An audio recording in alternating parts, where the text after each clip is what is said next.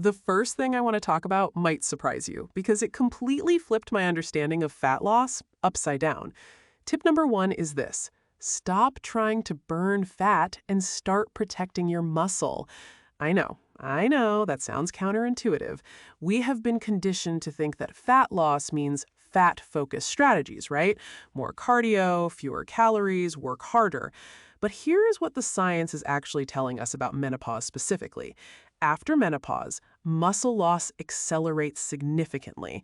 Your metabolism slows down because muscle is what drives your resting metabolic rate, meaning it is what burns calories even while you're sitting on the couch watching television. When you lose muscle, your body simply burns fewer calories throughout the day, full stop. And what do most of us do when we want to lose weight? We eat less and do more cardio. I did this for almost 2 years. I was running more than I ever had in my life and eating less than ever, and the belly fat was not moving. That is because I was doing the exact opposite of what my body needed. The actual answer, backed by research, is strength training 2 to 3 times per week with a real focus on preserving that muscle mass.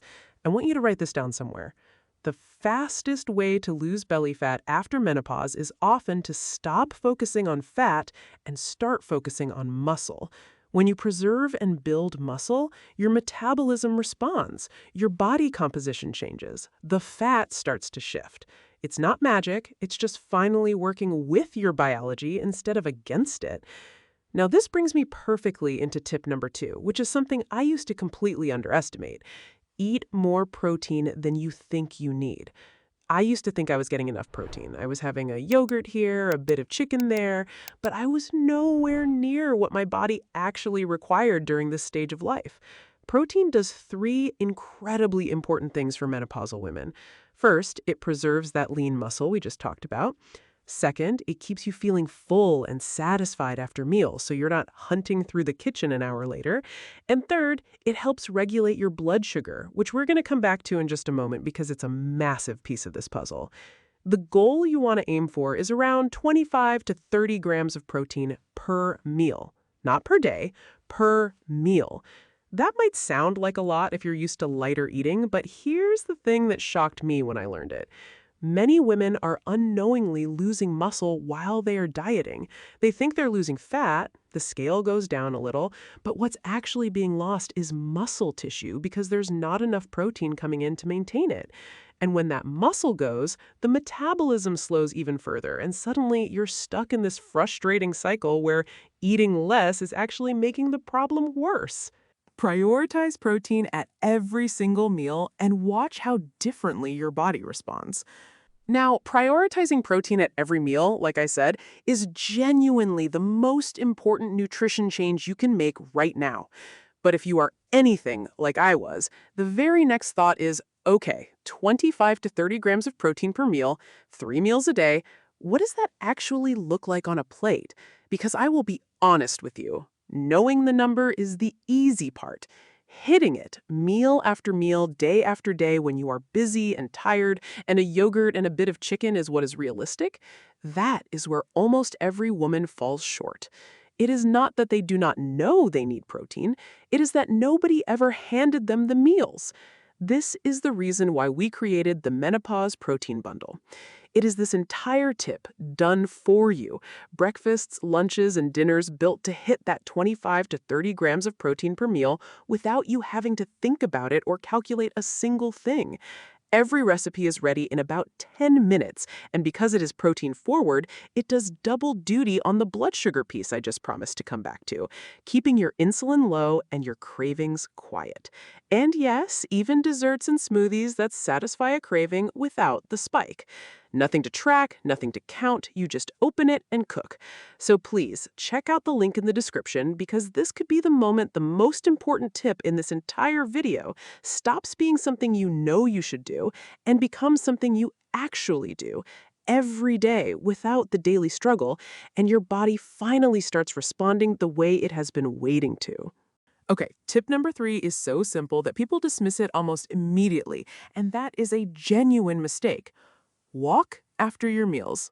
I am not talking about a serious workout. I am talking about a gentle 10 to 15-minute stroll after lunch or dinner. Here's the science behind why this matters so much. One of the most powerful ways to prevent belly fat accumulation after menopause is to manage your blood sugar levels. When you eat a meal, your blood sugar rises. Your body releases insulin in response to that rise. And when insulin is elevated, your body is essentially in fat storage mode. The higher and more frequent those blood sugar spikes, the more your body is being signaled to store fat, particularly around your abdomen. A short walk after eating is one of the most well-documented ways to blunt that blood sugar spike. Your muscles take up glucose from your bloodstream during movement, which reduces how much insulin your body needs to release. Less insulin means less fat storage signal. And over time, those small walks after lunch and dinner add up in a really meaningful way. Think about this. The most powerful fat-burning walk you might ever take could be the one you take right after eating, not a 45-minute intense session at 6 a.m. 10 minutes around the block after your evening meal. Start there and see what happens. Now for tip number 4, and this one might sting a little if you are a cardio devotee like I was. Stop overdoing cardio. Long sessions of steady-state cardio, the kind where you are on the elliptical or treadmill for an hour or more, can actually work against you during menopause. Research shows that excessive cardio elevates stress hormones, particularly cortisol. And we're going to talk a lot more about cortisol in a moment because it is directly linked to abdominal fat storage.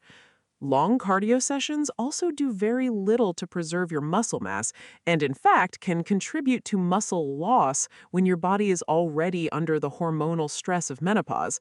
They leave many women exhausted, inflamed, and even hungrier than before. I remember finishing long runs and then being so hungry, I would eat back everything I burned and then some. What actually works better is a combination of walking, interval training done in short bursts, and strength training. More exercise is not always better. The right kind of exercise done consistently is what creates lasting change. Give yourself permission to stop punishing your body with hours of cardio and instead focus on quality over quantity.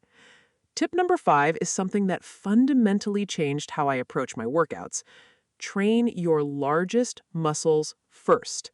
This is about being strategic with your exercise time, and it is rooted in how metabolism actually works. Your biggest calorie-burning muscles are your glutes, your legs, and your back. These are large muscle groups, and when you train them, you create what is called a metabolic effect that small muscle exercises simply cannot match. Exercises like squats, step-ups, deadlifts, and rows should be the foundation of your strength training routine, not an afterthought. I used to spend so much time on things like tricep kickbacks and inner thigh machines, and while those have their place, they were not the ones moving the needle for my metabolism. When you focus on large, compound movements that engage multiple big muscle groups at once, you are burning more during the workout, yes, but more importantly, you are building the metabolic engine that keeps burning for hours afterward, and that shapes your body composition over time. I love this line so much because it is so true. Small muscles shape your body, but big muscles change your metabolism. Prioritize the big stuff first, every single session, and let the smaller accessory work come after. We are more than halfway through, and I want to take a moment to acknowledge something. I have shared all of these physical strategies, but your body is not just made of muscle and fat, it is made of systems, and those systems need to be functioning well for any of this to work, which is why tip number 6 might be the most overlooked piece of the entire puzzle. Fix your sleep before you fix your diet. I cannot tell you how many times I tried to optimize my nutrition and my exercise while running on 5 broken hours of sleep every single night. And nothing worked. Nothing. Because sleep deprivation does something very specific and very damaging to fat loss efforts. Poor sleep increases your hunger hormones, specifically ghrelin, which makes you feel hungry while reducing leptin, which signals fullness. So you wake up hungry, you crave high-calorie food, and your willpower is already depleted before the day has even started. And for menopausal women, this is compounded by the fact that many of us are waking up multiple times a night from hot flashes, night sweats, or just that frustrating inability to stay deeply asleep that seems to come with this phase of life. Poor sleep also directly contributes to belly fat accumulation because of what it does to cortisol. When you are sleep deprived, cortisol rises, and elevated cortisol sends a very clear signal to your body to store fat in your abdominal region. So the practical strategy here is to focus on three things: a consistent sleep schedule where you go to bed and wake up at the same time every day, a cooler bedroom environment which can help with both sleep quality and hot flash disruption, and getting morning sunlight exposure, which helps anchor your circadian rhythm and sets your body up for better sleep that night. I know we want to talk about meal timing and macros, but if you're not sleeping, none of that matters as much as it should. And that brings us to our final tip, number 7, and honestly, the one that tied everything together for me in the most unexpected way. Lower the stress your body feels. Not just your mental stress, though that matters too, but the physiological stress load your body is carrying every single day. Here's what happens during menopause that makes this so critical. As estrogen levels decline, cortisol becomes significantly more influential in how your body operates. Estrogen used to provide a kind of buffer against cortisol's effects. Without that buffer, chronic stress has a much more dramatic impact on your body, and the most visible symptom of that is increased abdominal fat storage. Cortisol literally tells your fat cells in your abdomen to hold on and accumulate. Beyond that, chronic stress drives cravings, particularly sugary and salty foods, and it disrupts all of the other systems we've been talking about: your sleep, your blood sugar regulation, your muscle preservation. The solutions here do not need to be complicated or time-consuming. Walking, gentle walking, is one of the most effective cortisol-lowering activities that exists. Deep breathing exercises, even 5 minutes in the morning or before bed, have measurable effects on stress hormones during menopause. Yoga, particularly slower, restorative styles, has strong research backing for reducing cortisol and supporting hormonal balance during menopause.